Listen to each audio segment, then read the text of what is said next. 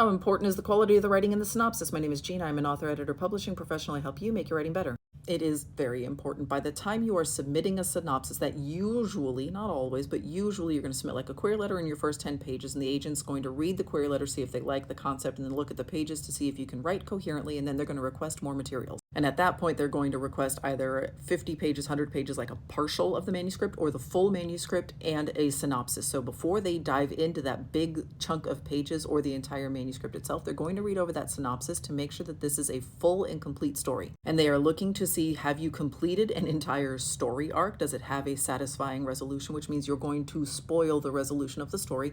Do we have character arcs that make sense? Are we introducing main point of view characters at the 75% mark? Do we have 12 points of view from a debut author? That seems like that's probably going to be difficult to balance. They are looking out for all of these things, like structural stuff within the story. It does need to make sense. It needs to be coherent. It needs to match up with the stakes that you listed in your query letter, which is why, like, just looking at only the query letter isn't the thing that is going to get you an agent. A query letter is going to get an agent to look at your pages. And your pages are going to get an agent to look at all of your other things, which have to be in good shape in order for your book to be signed.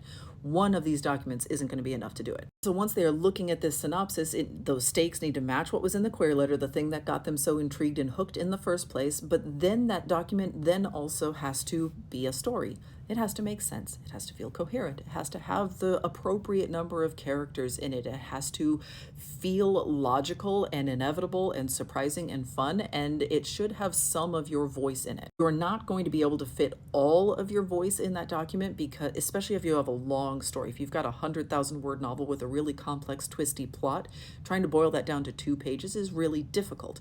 And so you're going to lose voice. You're going to lose a lot of subplots. You're going to lose some of the stuff that isn't the core of your story, but some of it should still seep through. And if you've got a very straightforward, like 60,000 word rom-com, more of your voice is going to get in there because the plot is fairly straightforward. There aren't as many like side quests and subplots and things like that.